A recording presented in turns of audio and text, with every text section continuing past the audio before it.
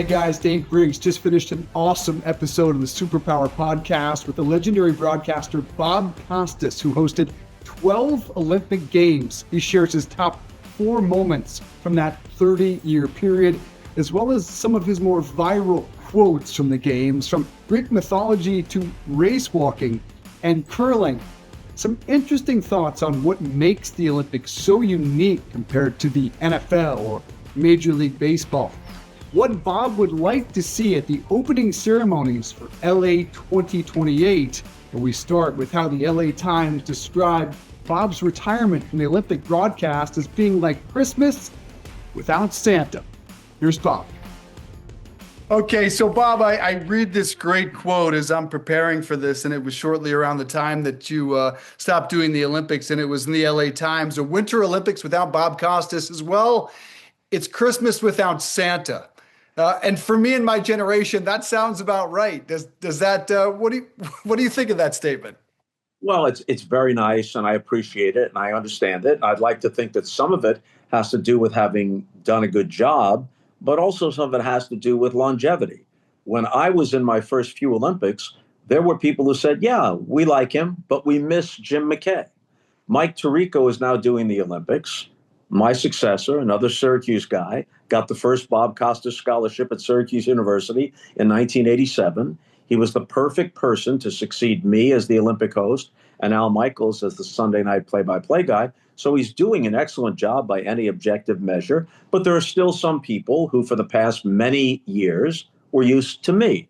And so if they miss me in that respect, fine. But I don't want to harp on that because it seems to, in some small way, diminish Mike Tirico, and I don't think that's the right thing. I think he's picked up, I handed him the baton and he's taken off with it, just as I hope I did when I took it from Jim McKay. There was no dropping of the baton. He does a terrific job. Yes, he does. When you close your eyes, is there a performance? Is there an athlete? Is there a particular games when you think of the Olympics and you close your eyes, or is there 2 or 3? There are a handful.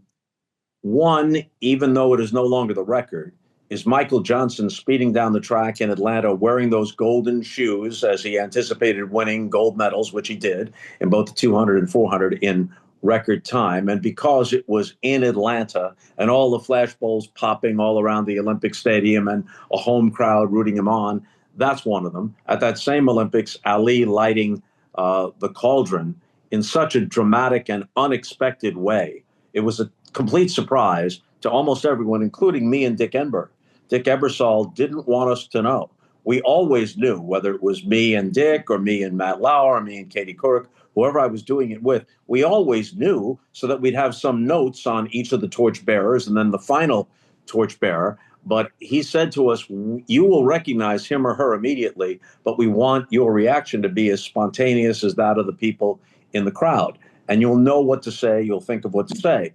And that's the way it turned out. And what to say, or the right thing to say, was close to nothing, because the visual was so arresting that we put the smallest possible caption beneath it and then just let that unforgettable image speak for itself. So that came from the same Olympics. In 2008, Usain Bolt blazing down the track, Michael Phelps going 8 for 8. All those images stay with me.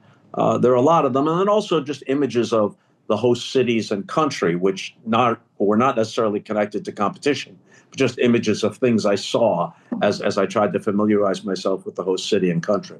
Favorite host city? This has a personal bias a little bit. I loved Barcelona in 92. That was my first one as the primetime host. I had been the late night host in 88 in Seoul, Korea. Brian Gumbel was the primetime host. So I felt as if there was a lot at stake for me. Could I measure up? Could I do it as well as I hoped to do it? And it all turned out very well. And Barcelona, for whatever Catalonia's overall problems may be, and I'm certainly not an expert, not more than 30 years removed, but it is a charming old world European city right on the Mediterranean. So if there's a romance to sports, if there's a romance to the Olympics, the romance, at least at that stage of my life and that stage of my career, the romance of the Olympics was never higher then, or never higher for me than it was then. I thought you might say the dream team only because Well, that that's really yeah. that was such a global moment. And for me, it's in the top five. Anything figure skating, Simone Biles, Michael Phelps, dream team, Hmm. Miracle on Ice, although I that's probably more because of the movie, to be honest. And here's one that's strange to Bob. The first thing that comes to mind for me, image, Kerri Strug. I don't know Yeah, why. To me, it is the iconic Olympic image it's up because there. whether Sure. people think she overacted or not, there is a young woman sticking a landing on a freshly injured ankle and gutting through it. It rebranded grit to me. And I don't know, it personifies the Olympics to me. Is that weird? Ultra dramatic and theatrical, a definite defining moment from 1996. Of course, the Miracle on Ice, that's 1980. That's Al Michaels' moment. And Jim McKay was the host of the Olympics then. That's well before I became involved, but it's certainly on the short list of the greatest moments. What to you separates the Olympics from most traditional sports we know and love? You're now doing the NBA with NBC, from the NFL, from MLB, from others. Well, there are many things. Obviously, the global nature of it, Sure. but also this, which is really pretty simple when you talk about the drama of it. The Super Bowl is a culmination of a season, and the viewership is larger than any other game, but only incrementally. The World Series is the culmination of a season. You don't have to tell even a casual baseball fan who Shohei Ohtani is. We all knew who Brady and Peyton Manning were and all the rest because it's an ongoing story from year to year.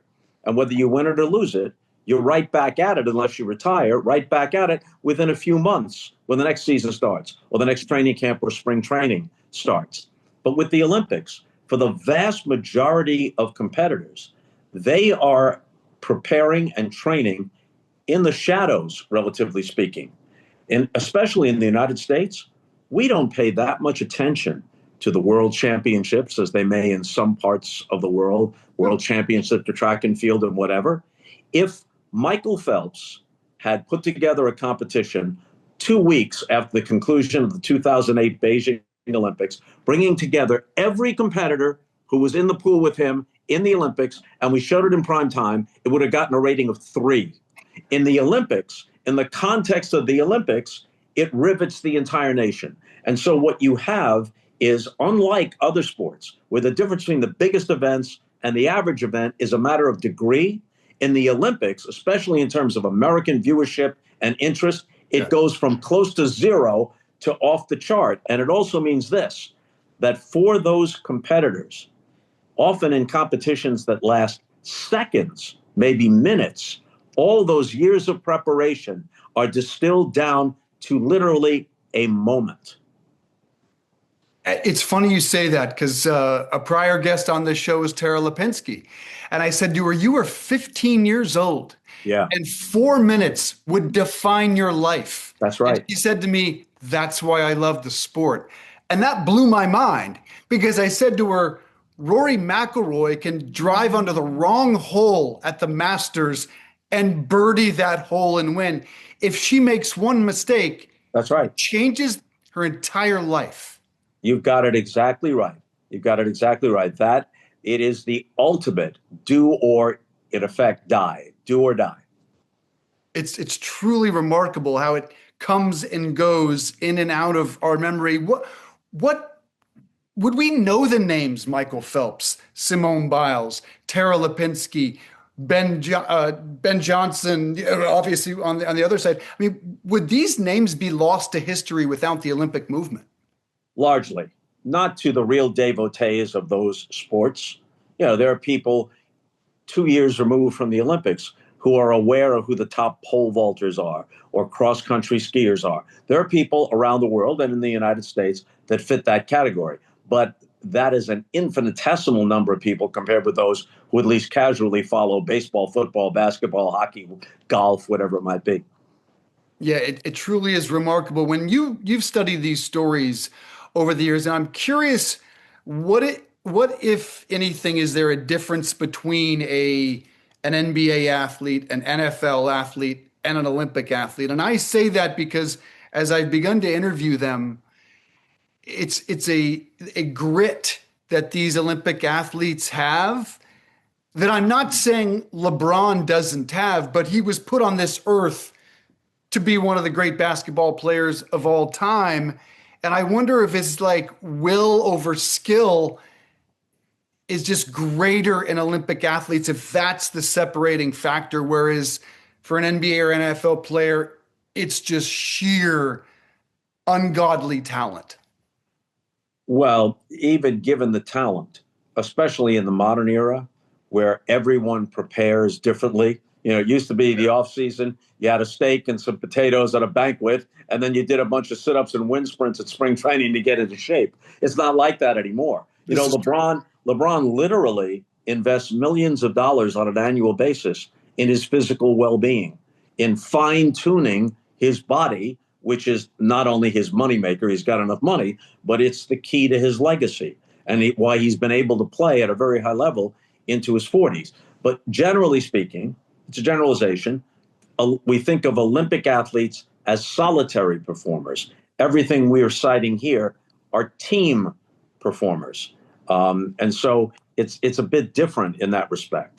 Yeah, and I mean, I guess what I mean is Shaun White lived out of his car with his mom for years to support. Yeah. You don't see that with an up-and-coming basketball, football, or baseball player. Jesse Diggins, who was on this program, literally has been known to collapse at the finish line for giving 120% and having nothing left. And I maybe that's not unique to the Olympics, but it is that is rather unusual. If you're not going to give everything you have to give at the Olympics or at the Olympic trials, when will you? Again, it's not a perfect comparison, but Yamamoto would not have pitched on consecutive days in June after throwing a near complete game the night before and then coming out and throwing 3 1/3 or whatever he did in Game 7. You do that because it's Game 7. You might not even do it Games 3 to 4 in the World Series. So in the Olympics, for most competitors, it's always Game 7. That is the reference. That is it. I think another thing that is underappreciated because it's every couple of years is loving America has fallen out of favor, Bob. I saw a number that 58% of Americans are extremely or very proud to be an American. That's down 9% in a year and down 30 points since 2001. But during the Olympics, it's a pro-America. I love this country and the flag. And for me, it's something I can't find in any other sport. And it means the world to me because I still am very extremely proud to be an American. As am I. And there are different reasons why people are proud to be Americans. I'm sure that if that number of 58% is accurate, and I assume it is, whatever number no longer answer yes to that, they would have different reasons for no longer answering yes to that, coming from different directions on the political spectrum. So what we can hope for in the Olympics, especially one on American soil upcoming in 28, is that partisan politics do not infringe upon it. I do very much worry about that. It's certainly when it comes to the 2028 games. Women's sports now have gotten their, maybe not their just due, but Caitlin Clark certainly changed the world. Yes. But what Olympic sports did for women's sports prior to Caitlin Clark, how would you put that in context? Well, in the Olympics, and the viewership backs this up, interest is equal here in the United States, and in some cases greater toward women. You talk about gymnastics, compare women's gymnastics to men's gymnastics, figure skating, and a few other things. And superlative performances within the Olympics by women are valued just as much as those performances by men. So if you want to talk about something where Title IX sees its ultimate fulfillment, in 1996, I think, in fact, I know I said at the Olympics in Atlanta, we are looking at the first Title IX generation of American women, because Title IX comes in 1973, I think. This is the first flowering of that. And of course, it's happened many times over. So yeah, it's a great thing. Now, what Caitlin Clark did, obviously, specifically for women's basketball. It's not just increased interest in women's college basketball. She took that with her to the WNBA. And despite whatever misguided resentment she as an individual may have faced, these are people who are blind to what's happening right in front of them, because her tide has raised all boats. She has been good for every one of them, no matter their background, no matter their politics. She's been good for every player in the league and for the league itself. And they better not alienate her to the point where she says, you know what? I can go make $10 million a year playing in Europe someplace. The hell with this if you're not going to treat me right. It's the Tiger Woods effect, isn't it? And I don't remember the bitterness towards him. No, there might have been some jealousy. I don't remember, real antagonism. He was almost otherworldly, not just because of his racial background, but because his talent. Not only was he better, but he seemed to play a different game. There was a time, I think it was Ben Hogan. I don't know as much about golf as I do about some other sports. I know a bit. I think it was Ben Hogan, or it might have been someone else of that era or just before, who said of Jack Nicklaus, he plays a game with which I am not familiar. Tiger Woods in the 90s and early 2000s was playing a different game than Ernie Els was playing, or Vijay Singh was playing, or Phil Mickelson was playing, great as they may have been. So there might have been some combination of awe and jealousy, but I don't remember real antagonism toward him from other golfers or from the public. In fact, the public was fascinated with him. He moved the needle on the ratings of everything. He still does, and he's an old man. We still can't get enough of Tiger. Yeah, even if he's barely making the cut, they're going to show his every shot, and they're going to show you where he is on the leaderboard. And that no network that covers golf should be criticized for that. No. They're not gilding the lily or exaggerating the quality of his performance. They're responding to the audience's interest. Yeah, I watch anything that man does. Let's go back 12 games. I know the first as a late night host, 1988. Take me back to that first Olympic experience. What are your memories there? Well, we did it live. Mike Weissman was in charge, and it was his thought, because of the time difference, that we could do it live. Prime time would be like late afternoon, early evening in the States and the Eastern time zone, whatever, might be prime time. And then the late night, my portion was actually prime time on the West Coast. I was very surprised when I came back and the Dodgers happened to be in the World Series, and the Olympics was pushed back a little bit because of its location in Korea. So it concluded in late September. So when I got back and we're doing the World Series, it was very close to when the Olympics had been on the air. And I'm in Los Angeles for that epic Dodgers series with Kirk Gibson's pinch hit home run and Oral Hershiser and all the rest. And I was so surprised by how many fans at Dodger Stadium were calling out to me and recognizing me. And it was because I was on in prime time from Korea for, 3-4 hours every night for 2.5 weeks. And I had never had that kind of sustained television exposure in prime time prior to that. And it was actually surprising to me because I wasn't thinking in those terms. I was just trying to do the best job I could because I'd never done it before. And I wasn't as familiar with all the aspects of the Olympics as I might have been with baseball or the NBA or whatever. So it was a real homework assignment to get up to speed. And now that you've done 12 and you just mentioned it, I'm curious how your body adjusted, how you learned to train yourself to sleep, whether it was Beijing or Australia or South Korea, the value of a good night's sleep. How did you reset your clock? Walk me through that process. Dave, I always went 3 weeks to a month before. When it was Australia, it was a full month before, because there you're literally on the other side of the world. Hosting the Olympics in Sydney, I felt like I was on the History Channel because we would come on at 10 a.m., let's say on a Thursday, talking about what had happened on Wednesday night. Some of those events, and this was really the only Olympics where I was able to do this, I would finish and then I'd walk across from the broadcast center to the Olympic Stadium. I'd watch the track and field, or I'd go to watch the basketball. And then I'd be talking the next morning about events I'd already seen. So there was no plausibly live there.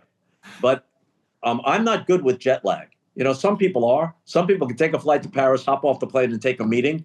Yeah. I'm blown away for a day or two. And that's just over one ocean and a 7-hour flight from New York or whatever.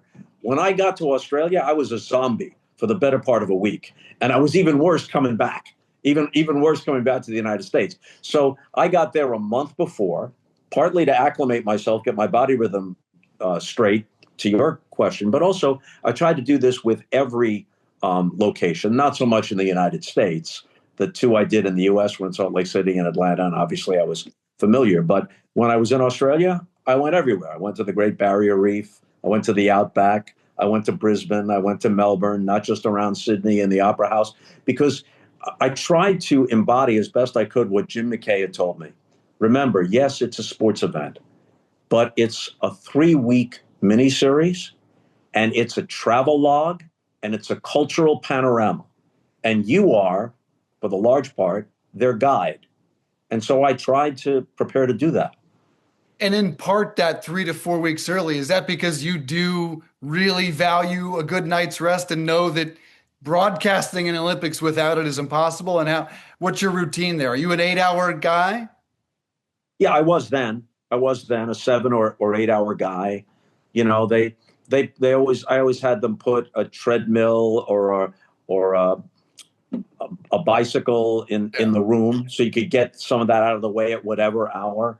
But also one of the reasons you do it is that you shut a lot of stuff out, especially before everybody had a phone in their hand and everybody could be contacted at all hours of day and night.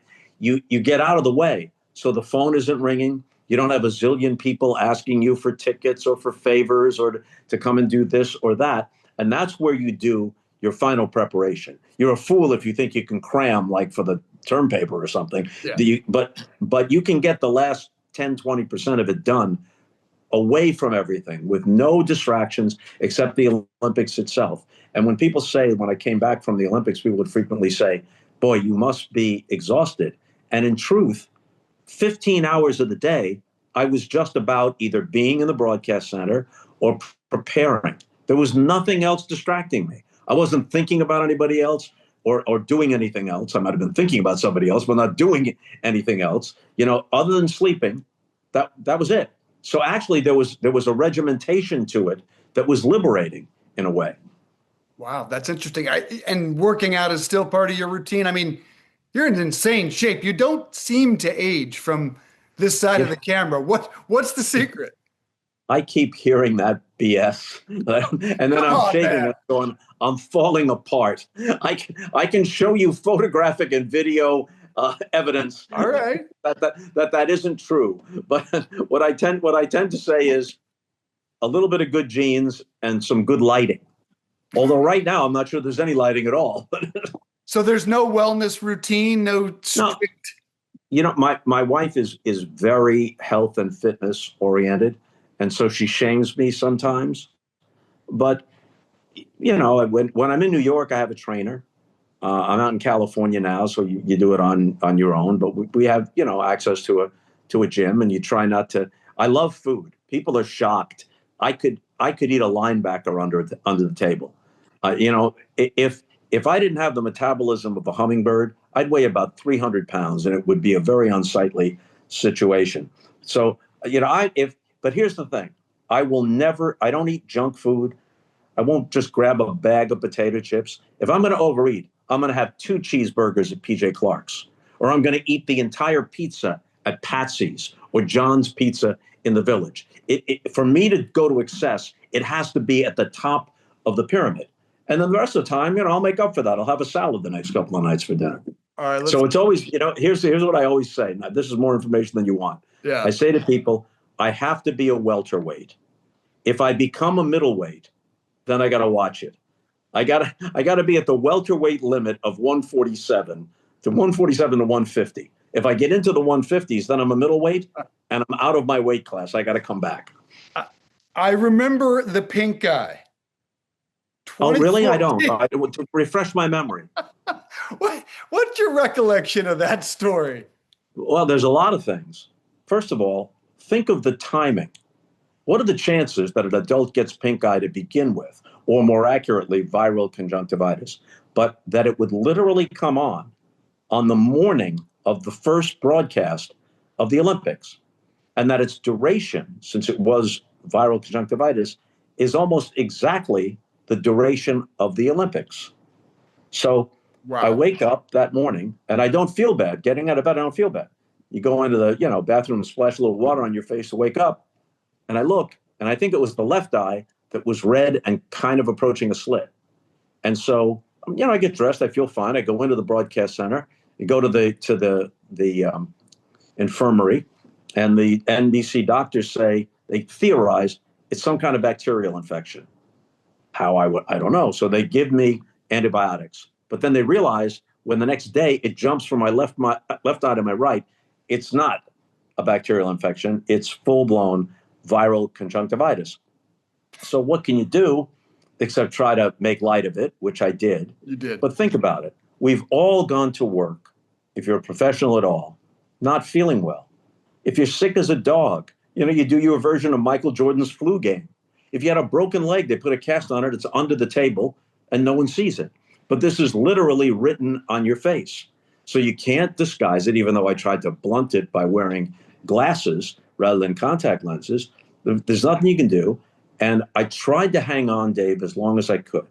And you hear all kinds of stupid things, especially in a social media era where, every nitwit and knave has the same access to it as a genius does. And so people say whatever they say without the slightest bit of actual credible information. So the people who said, boy, he just couldn't bear to give up that Olympic seat.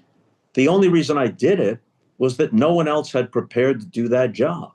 If you pull someone off the swimming venue or the gymnastics venue, someone has to go do that job that isn't fully prepared for it. And then that person has to step in. And the best they could possibly do is read off a teleprompter.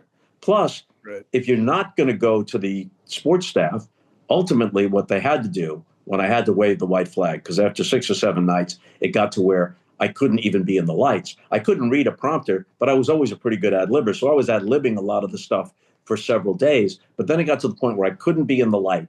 I just couldn't keep my eyes open. It was too painful. When it got to that point, then they had to pull Meredith Vieira and Matt Lauer off the Today Show. So they're doing all kinds of double duty. The reason why I tried to hang on as long as I did and came back as quickly as I could was because I felt it was my obligation, not only to my specific on-air colleagues, but to all the people, the producers, the researchers, all the people that had devoted literally years to preparing for this. You're their front man. They're the offensive line. You're carrying the ball. You got to do your part. So I tried. All right, a couple quick name associations, and we'll get you out of here. Mitt Romney. Mitt Romney saved the Salt Lake City Olympics. It was a difficult circumstance no matter what, because it came so soon after 9/11. And so there was a bit of a pall hanging over it. Some people looked at it as here's a chance to celebrate and feel good about things in a happy shared experience. But there was also trepidation.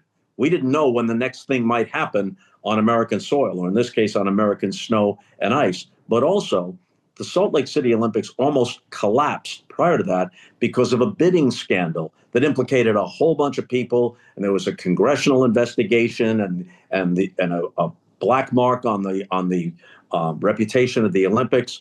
And Mitt Romney had to step in. He wasn't part of the original group. Step in and pull all this together really in a matter of months, plus the added security concerns. And it all came off without a hitch. I don't think people talk about that enough. Snoop Dogg, now part, of course, of the Olympic broadcast. Yes. Apparently, Snoop Dogg is now America's sweetheart. Those who remember Shirley Temple are shocked by that, but he is now apparently America. He and Martha Stewart are America's co-sweethearts. And my feeling is, whatever works. I met Snoop a couple of years before he became part of NBC's Olympics in 24 in Paris. And he's a huge sports fan and a knowledgeable sports fan.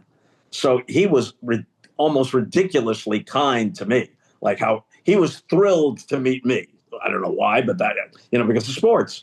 And so he made a video message for my son. And his message was something to the effect of, your dad raised me.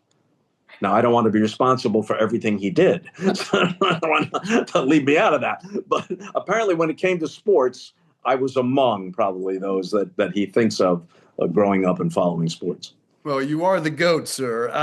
AI Al Michaels. Are you aware of AI Al Michaels? Fully aware of AI Al Michaels. And according to Al, my good friend, he thought, quoting him here, it sounded 97% like him at the Paris Olympics. How do you use AI? I don't. That's As you're it. well aware from trying to get me on this, it's only a matter of a few years ago that I ditched a flip phone. I am being carried kicking and screaming into whatever the next technological frontier is. What social media app is on your phone? None. I become aware of social media because of coverage of it and whatnot. And if I look at something on YouTube or some platform, and then you look at the comments, it's a reminder that not everybody out there is a member of the Mensa Society. Anything you're looking forward to in Milan or LA 2028? Well, in Milan, I'm looking forward to watching it on television because I won't be there, but I will be in Los Angeles in 28. And, a domestic Olympics, a U.S. Olympics always takes on a little bit of extra meaning. And I would assume that every significant living American Summer Olympian would be there. That Michael Phelps will be there, that Carl Lewis would be there, that Mary Lou Retton would be there, et cetera, that it would be a gathering of all those bold-faced Olympic names through history, that Jackie Joyner-Kersee would be there, and on and on. And so I think that's going to be an added plus, and I'll be happy to be part of it. I hope you are. I'm going to put Bob down as a part of the torch relay myself. Final question. If there was one Olympic event, winter or summer, you could compete in, it is what? The pole vault. That would, I aspire to added elevation because I need it. It's always like, how in the hell? This is one of these things like you're at the circus. How do the flying Wallendas practice this? Okay, how do you practice the pole vault? I know there's all kinds of pads beneath you, but how do you practice the pole vault, even with a fiberglass pole? How do you practice it without killing yourself? See, that's why I did not think you'd say pole vault, because to me it looks terrifying. I mean, I thought you'd say something. I mean, for me, I'd probably say curling. I mean, I actually have tried curling. It's very enjoyable, but I think I would break my neck. Well, the thing is, with all due respect to the curlers, when you have an Olympic sport that you could actually compete just as well while having a beer, then it's a little different, right? And I've often gotten into a little bit of trouble with at least a tiny fraction of the audience by being slightly irreverent about some of these things.